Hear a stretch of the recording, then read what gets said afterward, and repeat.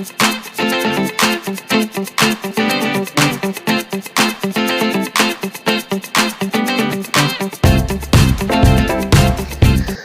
Target high স্কোরে স্বাগত। আজকের এই পর্বে আমরা আলোচনা করতে চলেছি অনুপাত এবং সমানুপাত চ্যাপ্টারের বেসিক কিছু নিয়মকানুন, বেসিক কিছু তথ্য, বেসিক কিছু ধারণা নিয়ে তারপরে আমরা অঙ্কে চলে যাব। বাছাই করা সম্ভাব্য কিছু অঙ্ক। তো সবার আগে আমরা এর কনসেপ্টটাকে আমাদের ক্লিয়ার হতে হবে, এবং আমি জানি এটা সম্পর্কে ধারণা অনেকেরই পরিষ্কার আছে, তবুও যে জিনিসগুলো না জানলে নয়, সেই সব জিনিসগুলো আগে আলোচনা করে নিতে হবে, যাতে করে একটা ক্লিয়ার কনসেপ্ট তৈরি হয় এই চ্যাপ্টার সম্পর্কে। দুটো জিনিস আছে, একটা হচ্ছে অনুপাত এবং সমানুপাত। তাহলে শুরু করা যাক আজকের পর্ব। আজকের পর্বের যে প্রথমে আমরা যেটুকু আলোচনা করব সেটা হচ্ছে, তোমরা স্ক্রিনে দেখতে পাচ্ছ যে দুটো জিনিস আছে। একটা হচ্ছে কনসেপ্ট অফ রেশিও, অনুপাতের সম্পর্কে ধারণা, আর কনসেপ্ট অফ প্রপোর্শন বা সমানুপাত সম্পর্কে ধারণা। তো অনুপাত সম্পর্কে ধারণা করতে গিয়ে আমরা যেটা অনুপাতটা কি সেটা আগে জানতে হবে। অনুপাত হচ্ছে কি, দুটো সমজাতীয় রাশির মধ্যে একটি অপরটির তুলনায় কত গুণ বা কত অংশ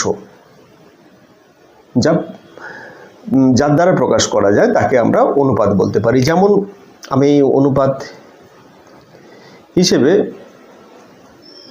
এইভাবে যদি আমি লিখি যে এক্স অনুপাত ওয়াই, এটাকে আমরা ইংলিশে এক্স ইস টু ওয়াই এই আকারে পড়তে পারি, যেটাতে এই এক্সটা এটাকে আমরা বলবো কি পূর্বপথ, আর এটা হচ্ছে উত্তরপথ।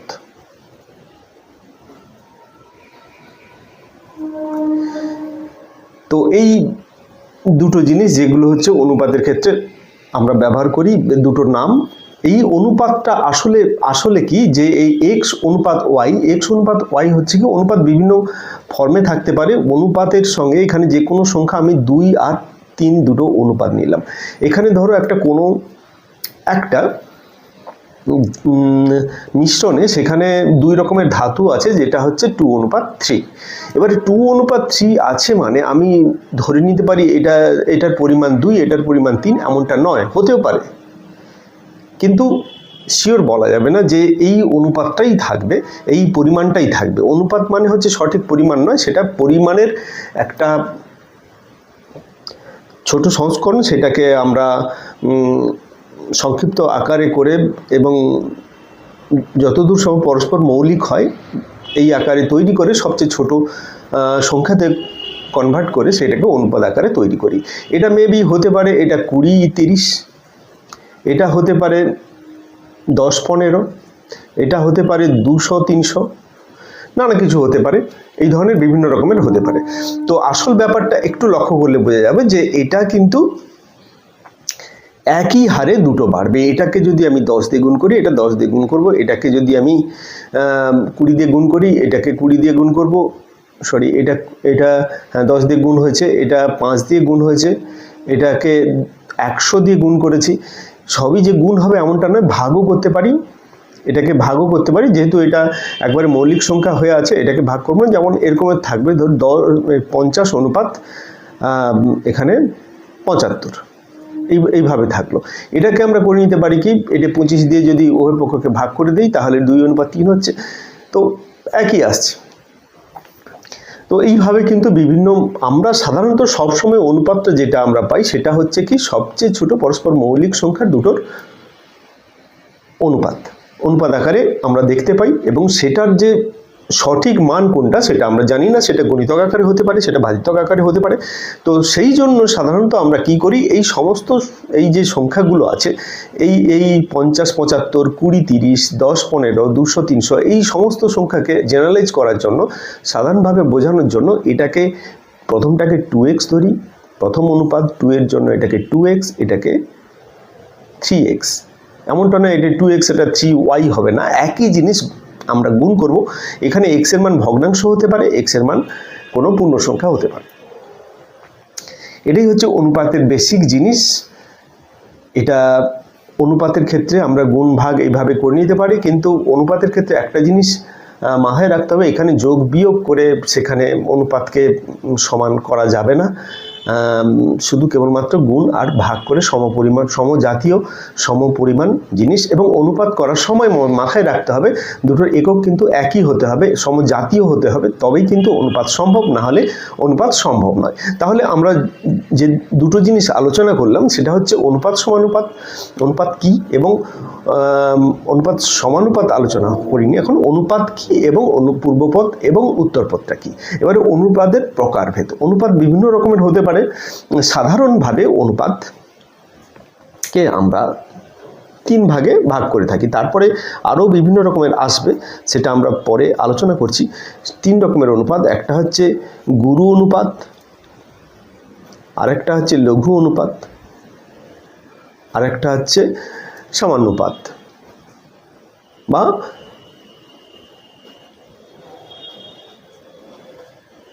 সমান অনুপাত। তো এই বেসিক্যালি অনুপাতটাকে এই 3 রকম ফরম্যাটে আমরা সাধারণত পেয়ে থাকি।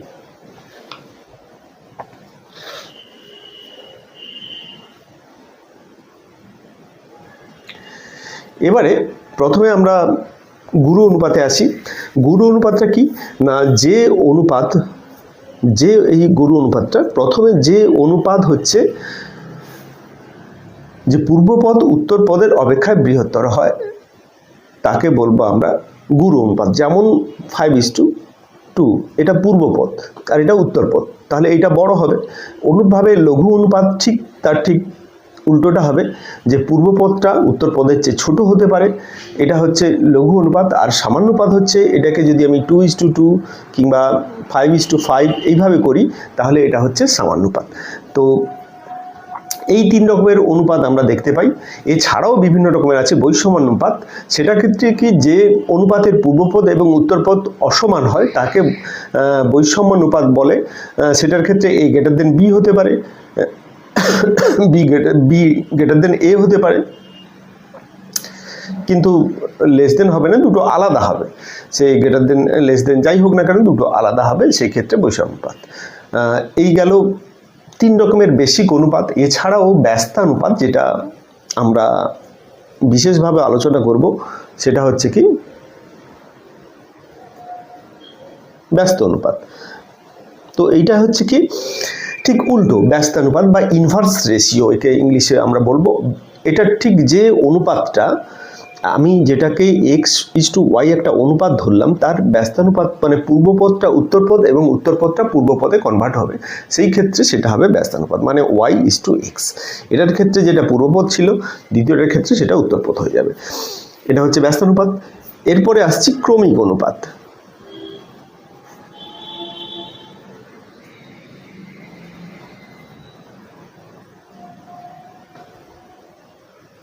বা কন্টিনিউ রেশিও।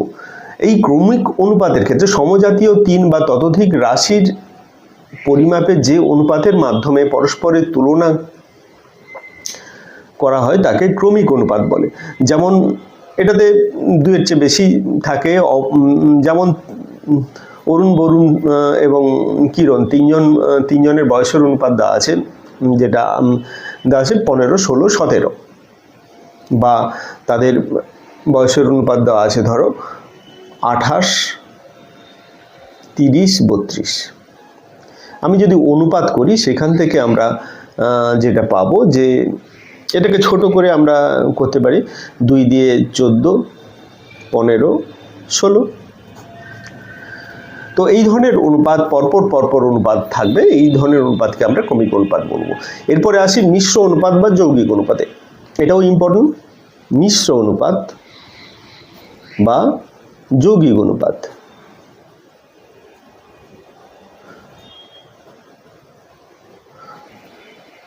ইংরেজিতে কম্পাউন্ড রেশিও বলে। 2 বা ততোধিক সরল অনুপাত পূর্বপদগুলির গুণফল, পূর্বপদ এবং উত্তর পদগুলির গুণফল, উত্তরপদ, এইভাবেই যদি তৈরি হয় তাহলে তাকে বলবো আমরা যৌগিক অনুপাত কিংবা মিশ্র অনুপাত। যেমন আমি কতগুলো এখানে অনুপাত নেব, যে 2:3, 5:6, আর একটা নিলাম 3:5। তো এই তিনটে অনুপাত নিলাম। এইবারে এই যে পূর্বপদ, এই 2, 5, 3 এইগুলোর গুণ করব। 2, 5, 3 এই যে তিনটে অনুপাতের আমরা যৌগিক অনুপাত যদি বের করি, এইটা অনুপাত, এখানে 3 গুণিতক 6 গুণিতক 5 উত্তর পদগুলোর গুণফল, এই দুটোর অনুপাত যদি করি, এটা তাহলে 5, 3, 6, 6, 5, 30, আর এটা হচ্ছে কত, 6, 5, 30, 30, 3, 90 এন্ড। তাহলে এটাকে আমরা 1:3 করতে পারি। এটাই হচ্ছে আমাদের এটার অনুপাতের, মানে পূর্বপদগুলো, এর পূর্বপদগুলোর গুণফল এবং উত্তর পদগুলোর গুণফল নিয়ে যে অনুপাত, সেটা হচ্ছে আমাদের যৌগিক অনুপাত বা মিশ্র অনুপাত, তাকে আমরা বলতে পারি। এই গেল বিভিন্ন প্রকারের অনুপাত আমরা এভাবে প্রকাশ করতে পারি। এছাড়াও বিভিন্ন রকমের আছে যেগুলো খুবই ইম্পর্টেন্ট নয়। দ্বিগুণ অনুপাত আছে, ত্রিগুণ অনুপাত আছে, যেগুলোকে স্কোয়ার করে বা কিউব করে অনুপাত করতে হয়। তারপর আছে অর্ধমিশ্র অনুপাত, যেটা আমরা একটা অনুপাত xy আছে, তাকে রুট করে √x অনুপাত √y এইভাবে করে করতে পারি। তো এই ধরনের বিভিন্ন ধরনের অনুপাত আছে যেগুলো খুব কিন্তু ইম্পর্টেন্ট নয়, সেগুলো ক্যালকুলেশনের ক্ষেত্রে যেমন আসবে তেমনিভাবে আমাদের ক্যালকুলেশন করব। তো এই গেল আমাদের অনুপাত। এরপরে আসছে সমানুপাত। সমানুপাত নিয়ে আলোচনা করব। দুটি অনুপাতের সমতাকে সমান অনুপাত বলা হয়। দুটি অনুপাতের সমতা, যেমন কি আমি যদি এরকম ধরি 2:3 আছে, আরেকটা অনুপাত, একে যদি আমি আরেকটা এইটাকেই যদি আমি তৈরি করি 8:12, 4 দিয়ে গুণ করে অনুপাত করলাম। এই দুটোর সমতা বিধান এইভাবেই করতে হয়। তো এইভাবে যদি সমতা বিধান থাকে, তাকে আমরা বলবো সমানুপাত। তো তাহলে যদি এরকমের থাকে যে a অনুপাত b সমানুপাত c অনুপাত d এরকমের যদি থাকে, তাহলে এক্ষেত্রে a আর d এই দুটোকে বলবো আমরা প্রান্তীয় পদ।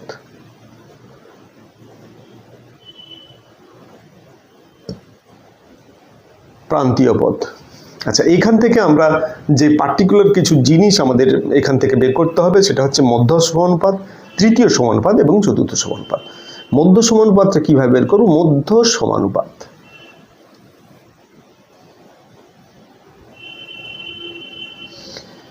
মধ্য সমানুপাতের ক্ষেত্রে আছে তিনটে, এখানে আমি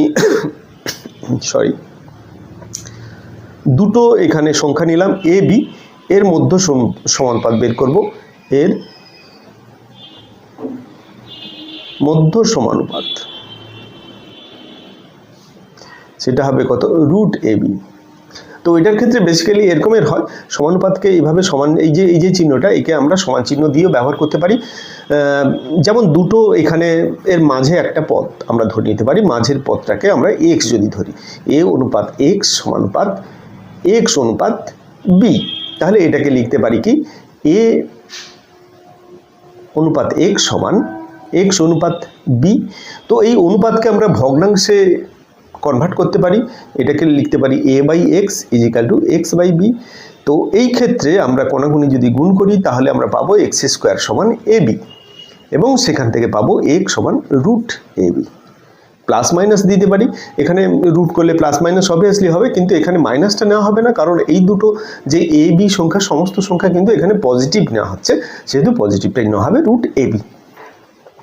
এভাবে কিন্তু মধ্য সমানুপাত আমরা নির্ণয় করে নিতে পারি। এরপরে আমরা আলোচনা করব তৃতীয় এবং চতুর্থ সমানুপাত। তৃতীয় সমানুপাতের ক্ষেত্রে আমরা যদি ধরে নিই যে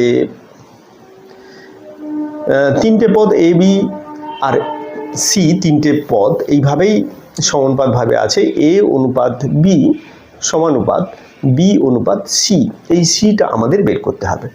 তো a b c তিনটে এখানে সমানুপাত আছে, সেখান থেকে আমরা c বের করব। c এখানে তাহলে কি একই রকম ভাবে a/b সমান b/c নিলাম। তো এখান থেকে আমরা কি ক্যালকুলেশন করব যে c সমান b² / a। তো এটাই হচ্ছে আমাদের মধ্য সমানুপাত। এখানে তৃতীয় সমানুপাত হচ্ছে সি, তাহলে সি সমান হচ্ছে মধ্য সমানুপাতের বর্গ বাই প্রথম সমানুপাত। এরপরে চলে যাচ্ছি চতুর্থ সমানুপাতে। আমরা কিভাবে যাব? চতুর্থ সমানুপাতের ক্ষেত্রে আমরা ওই একই রকমভাবে এবিসি তিনটে সংখ্যা তাকে আমরা সাজিয়ে নেব। এ অনুপাত বি সমান বা সমানুপাত চিহ্ন দেই সি অনুপাত এখানে ডি নিলাম। তাহলে আমাদের বের করতে হবে এই লাস্টেরটা। তাহলে এ বাই বি সমান সি বাই, এখানে সবগুলো কিন্তু আলাদা। তো এই ক্ষেত্রে আমাদের ডি সমান বেরোবে কি না বি সি বাই এ, মানে দ্বিতীয় সমানুপাতিক ইন্টু তৃতীয় সমানুপাতিক বাই প্রথম সমানুপাতিক। তো এইভাবে আমরা কিন্তু চতুর্থ সমানুপাতিক বের করে নিতে পারি। সমানুপাতের বিভিন্ন ধর্মের প্রয়োগ হয় বিভিন্ন রকমভাবে। সেখানে আমরা একান্তর প্রক্রিয়া দেখি, বিপরীত বা ব্যস্ত প্রক্রিয়া দেখতে পাই, যোগ প্রক্রিয়া, ভাগ প্রক্রিয়া, যোগভাগ প্রক্রিয়া, সংযোজন প্রক্রিয়া, এই ধরনের সমস্ত প্রক্রিয়া কিন্তু দেখা যায়। যেমন কি এবিসিডি যদি সমানুপাতি হয় তাহলে এ বাই বি সমান সি বাই ডি, এটা লিখতে পারি এ বি সি ডি সমানুপাতিক।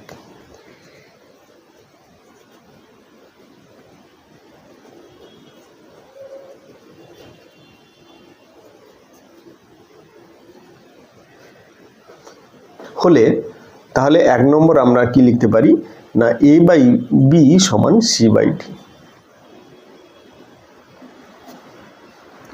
এটা সমানুপাতের থেকে সেখান থেকে আমরা লিখতে পারি এ বাই সি সমান বি বাই ডি। এটা এ পাশে আসবে, এটা ও পাশে আসবে, ওটা আসতেই পারে বেসিক নিয়ম অনুসারে। এই আলাদা নিয়ম না জানলেও এটা সরাসরিভাবে কিন্তু এভাবে করা যেতে পারে। আবার একই রকমভাবে 2 নম্বরে এটা যদি হয় এ বাই বি সমান সি বাই ডি হয়, তাহলে আমরা লিখতে পারি একই রকমভাবে বি বাই এ সমান D by C. B by A সমান, এটাকে যদি আমি বোথ সাইড উল্টে দিই তাহলে কিন্তু একই জিনিস থাকবে, একে বলবো বিপরীত ব্যস্ত প্রক্রিয়া। এবারে 3 নম্বরে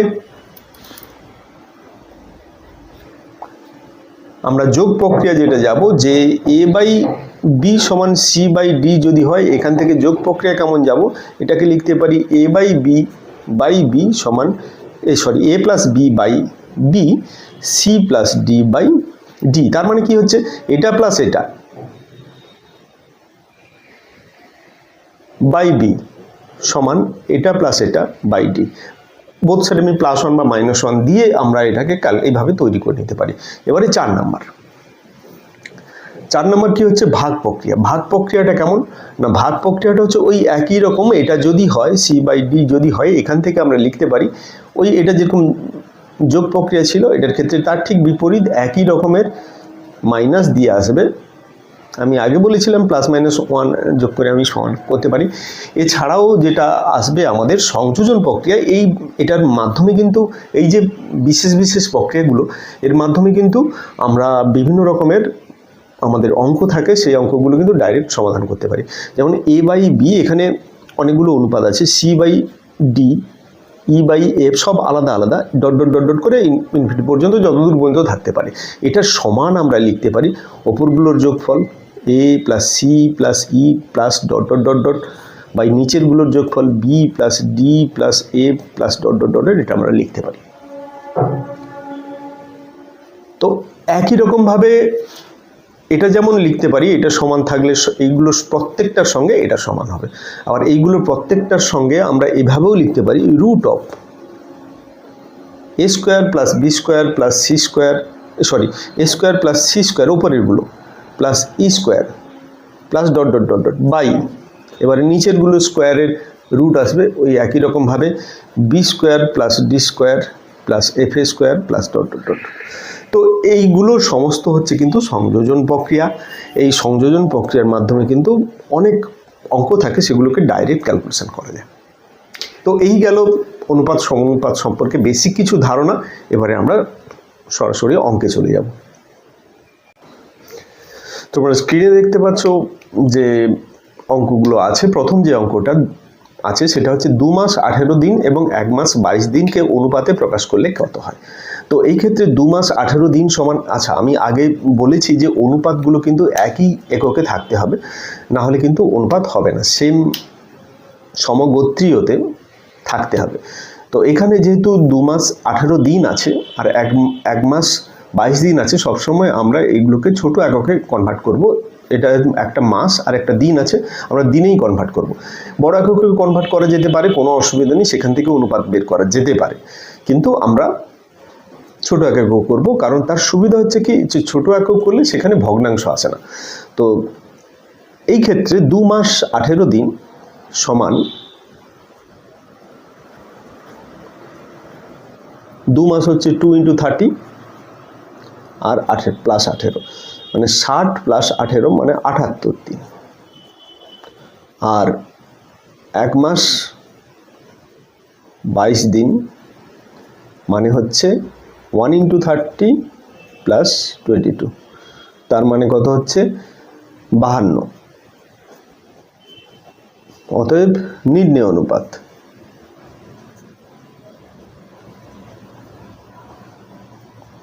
সমান 78 অনুপাত 52। অনুপাতের ক্ষেত্রে সবসময় মাথায় রাখতে হবে যেটা প্রথমে বলেছে তার অনুপাতটা প্রথমে থাকবে, আর যেটা শেষে আছে তার অনুপাতটা শেষে থাকবে। এটা কিন্তু সবসময় মেনটেন করতে হবে, যেভাবেই নির্দেশ দেওয়া থাকবে সেভাবেই কিন্তু পরপর লিখতে হবে, তবেই অনুপাতটা ম্যাচ করবে, না হলে কিন্তু নয়। আচ্ছা 13 দিয়ে কেটে যাবে, 13 6 13 4 মানে 3:2। তাহলে এখানে বির দাগের অপশানটা কারেক্ট অপশান। এরপরে চলে যাচ্ছে নেক্সট অঙ্কে, 2 দাগের অঙ্ক। এটা বলেছে কি 22:4.5-7 ব্যস্তানুপাত কত হবে।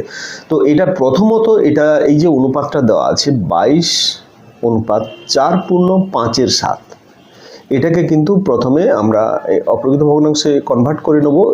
তাহলে 7 4 28, 28 5 33, 33/7। আচ্ছা এখানে 22 মানে 22/1 আর 33/7। এইবারে কি করব, এইখানে দুটো ভগ্নাংশ আছে, ভগ্নাংশের যদি আমি এটাকে তো সরল অনুপাতে নিয়ে যেতে হবে সব সময়, তারপরে আমরা ব্যস্ত অনুপাতে কনভার্ট করব, বা এমনি একে ব্যস্তানুপাত যদি করি তাহলে এটা 33 প্রথমে ব্যস্তানুপাত করে দিলাম, তাকে সরল অনুপাতে কনভার্ট করতে হবে। রেজাল্ট আমাদের যেভাবেই ছিল, এই যেভাবে চেয়েছে সেইভাবে আমাদের নিয়ে যেতে হবে। তাহলে এইটাকে আমরা পূর্ণ সংখ্যায় করব, সবসময় অনুপাত পূর্ণ সংখ্যায় কিন্তু আমাদের রেজাল্ট চায়। তো সেক্ষেত্রে আমরা যেটা হর আছে, এই হরের দুটোর আমরা লসাগু বের করব এবং সেটা দিয়ে গুণ করে আমরা এটাকে অনুপাতটাকে পূর্ণ সংখ্যায় নিয়ে যাব। সবসময় ভগ্নাংশের ক্ষেত্রে কিন্তু এটা মাথায় রাখতে হবে, ভগ্নাংশকে পূর্ণ সংখ্যায় অনুপাতে নিতে হলে হরগুলোর লসাগু করে সেই লসাগুটা দিয়ে গুণ করতে হবে। তো এটা লসাগু 7 এবং 1 আছে, এর দুটো সংখ্যার লসাগু হবে 7। তাহলে 7 দিয়ে বোথ সাইড দুটোকে আমরা গুণ করব। 7 দিয়ে গুণ করলে এখানে 7 7 কেটে যাবে, শুধু 33 পড়ে থাকবে। আর এটাকে 7 দিয়ে গুণ করলে 7 2 14, 1 হাতে 7 2 14, 1 15।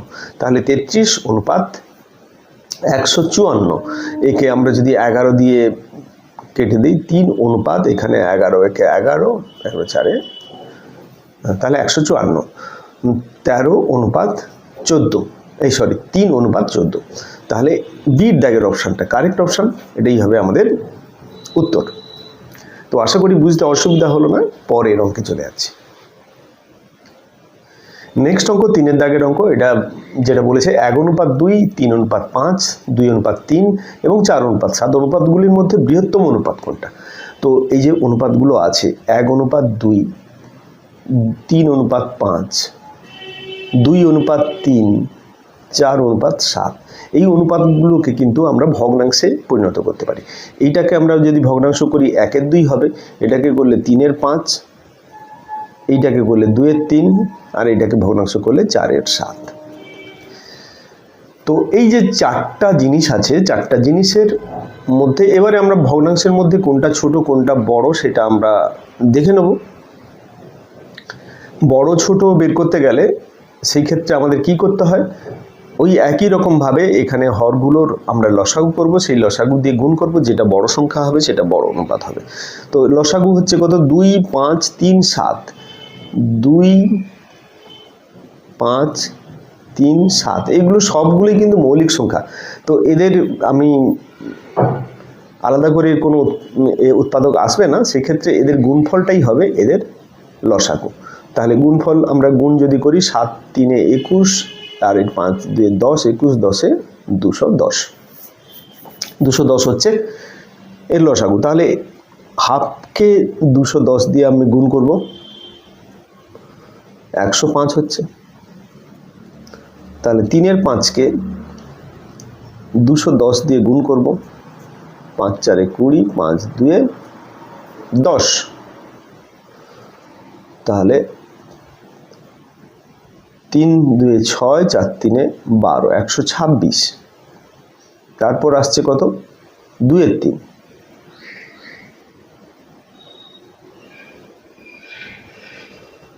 7 3 21, আচ্ছা 70 2 140। এরপরে আসছে কত, 4 এর 7, 210, 7 3 21। তাহলে এটা সমান 4 3 12, 120। তাহলে এই ক্ষেত্রে এদের মধ্যে বৃহত্তম কোনটা হচ্ছে না, 140টা হচ্ছে সবচেয়ে বৃহত্তম, মানে 2 এর 3। তাহলে 2:3টা হচ্ছে সবচেয়ে বড়, 2:3 হবে এর উত্তর। নেক্সট অঙ্কে চলে যাই। নেক্সট অঙ্কটা কি বলেছে, 4 দাগের অঙ্ক। প্রতি ঘন্টায় 20 কিলোমিটার এবং প্রতি সেকেন্ডে 20 মিটার, এদের অনুপাত কত হবে?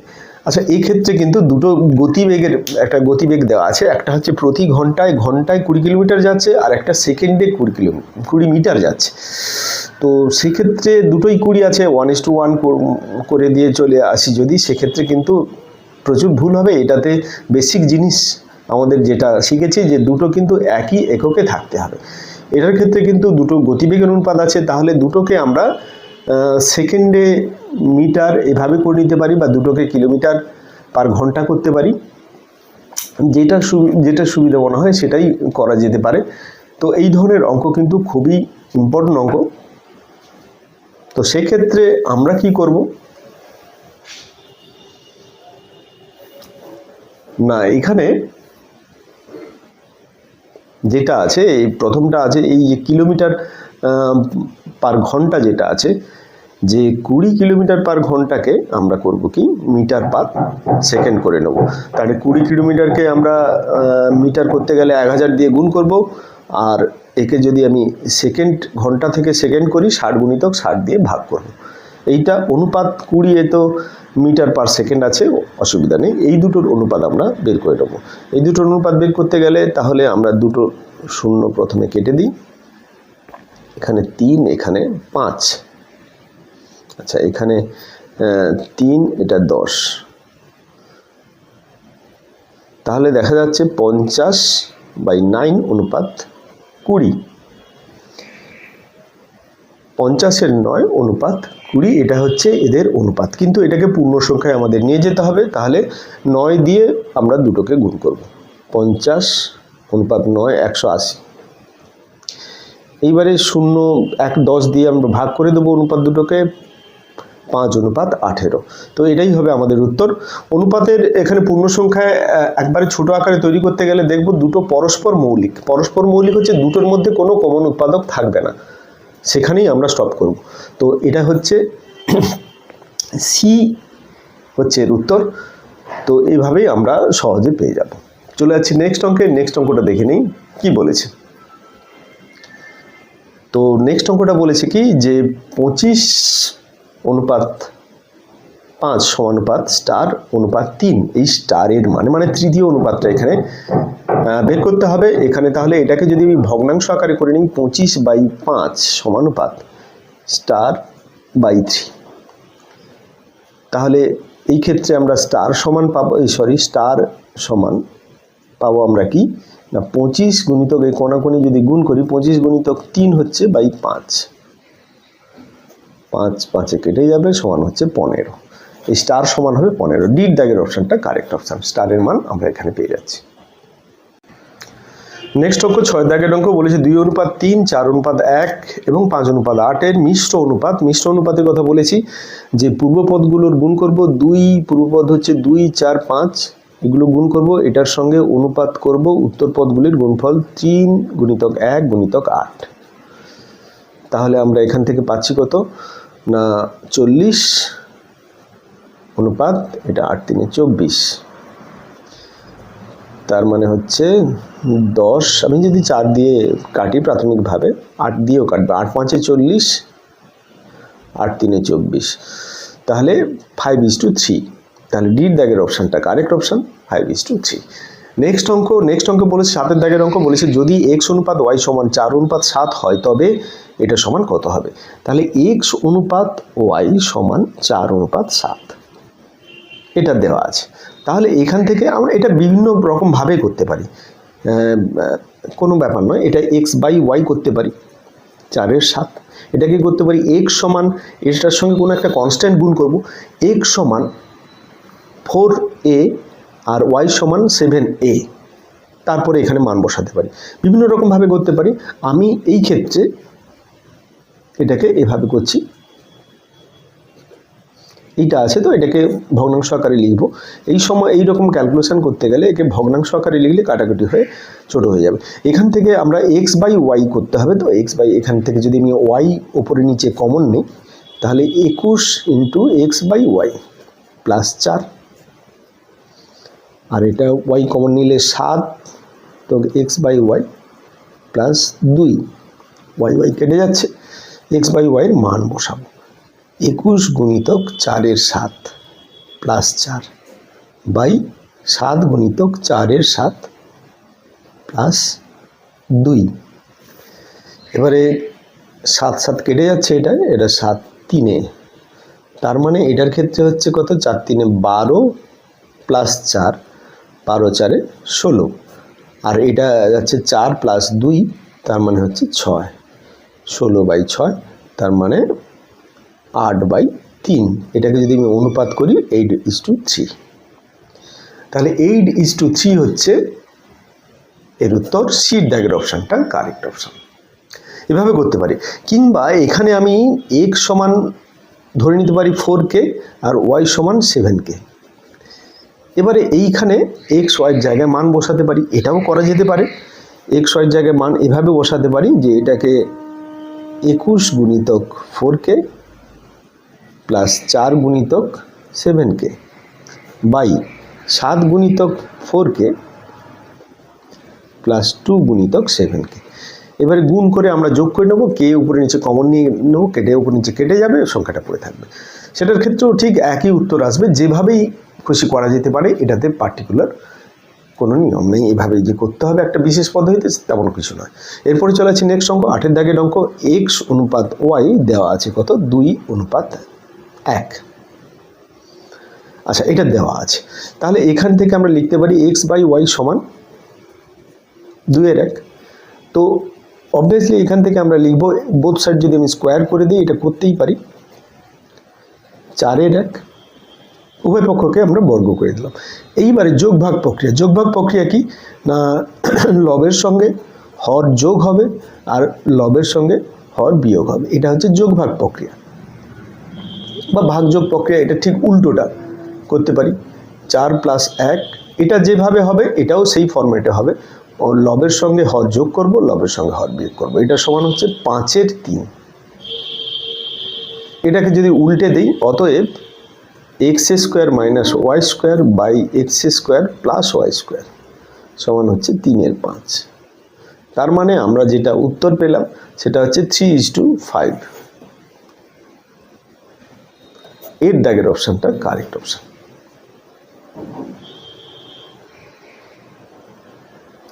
এরপরে চলে যাচ্ছি নেক্সট অঙ্কে।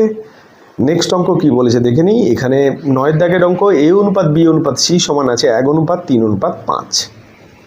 a অনুপাত b অনুপাত c সমান আছে 1:3:5।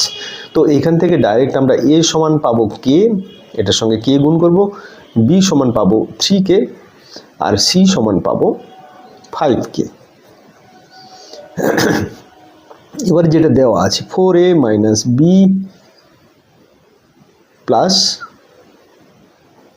2c। এটা আরও অন্য পদ্ধতিতে করা যায়,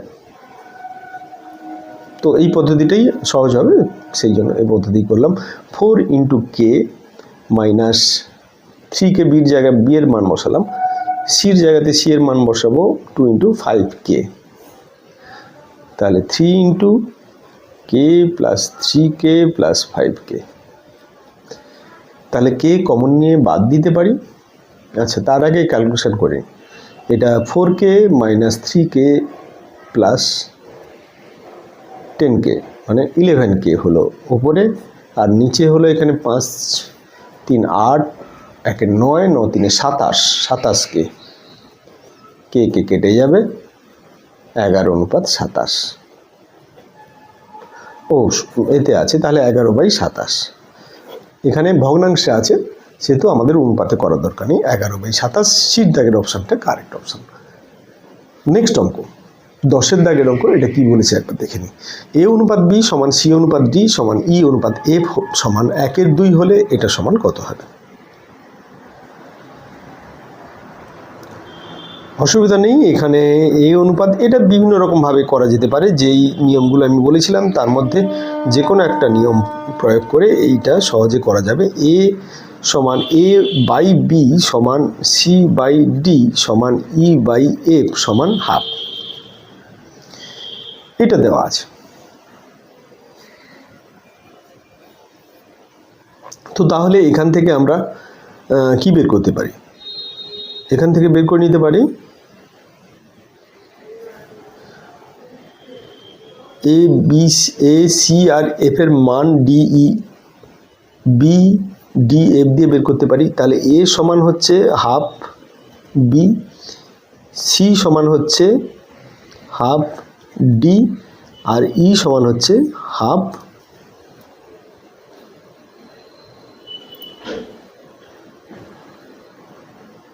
এফ। এই তিনটে মান আছে। এইবারে এখানে যেটা আছে P A plus Q C plus R E by P B plus Q D plus R F, এটা আমরা বের করব।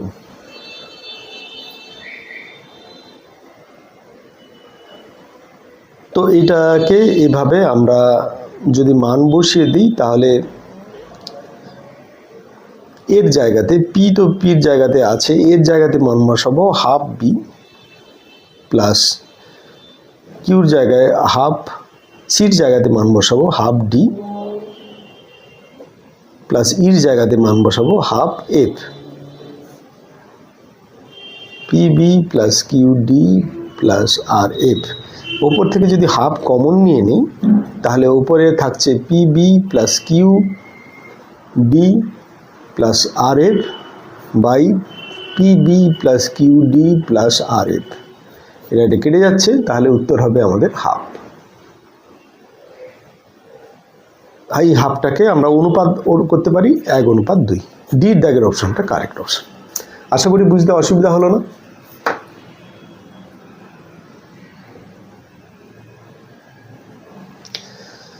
তো এই যে অঙ্কগুলো প্রথম থেকে আজকে 10 পর্যন্ত অঙ্ক হলো, এটা গেল প্রথম পার্ট। এরপরে আবার দ্বিতীয় পার্ট আসবে। আশা করি বেসিক কনসেপ্ট এবং থিওরি পোর্শনটা যেটা, সেটা ভালো করে শুনবে এবং সেটাকে কাজে লাগিয়ে কিন্তু সমস্ত অঙ্কগুলো হচ্ছে। ওটা যদি ভালো করে শোনো, তাহলে অঙ্কগুলোতে কোনো প্রবলেম হবে না। অঙ্কগুলো প্রথম থেকে শেষ পর্যন্ত দেখতে থাকো। প্রত্যেকটা অঙ্ক কিন্তু আলাদা অঙ্ক। অবশ্যই কমেন্ট বক্সে জানিও যদি কোনো সমস্যা থাকে, যদি বুঝতে অসুবিধা হয়। যদি ভালো লাগে অবশ্যই বন্ধুদের মধ্যে শেয়ার করে এবং একটি লাইক করতে ভুলো না। যারা যারা নতুন তাদেরকে বলবো চ্যানেলকে সাবস্ক্রাইব করে নাও তাড়াতাড়ি। আজকে এই পর্যন্তই। চ্যানেলের সঙ্গে থাকার জন্য ধন্যবাদ।